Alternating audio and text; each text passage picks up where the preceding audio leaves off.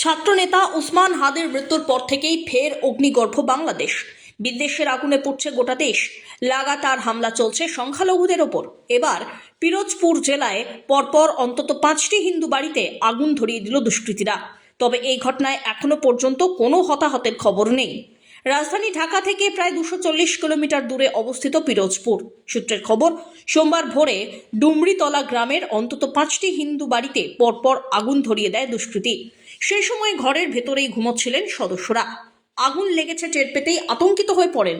তড়িঘড়ি বাইরে বেরোতে গেলে দেখেন দরজা বাইরে দিয়ে বন্ধ। কোনো মতে দেওয়াল ভেঙে তারা বাইরে বেরোন। ঘটনাকে কেন্দ্র করে হুলুস্থুলু পড়ে যায় গোটা এলাকায়। পরে খবর পেয়ে ঘটনাস্থলে পৌঁছয় পুলিশ। সূত্রের খবর, 5টি বাড়ি ভস্মীভূত হয়ে গিয়েছে।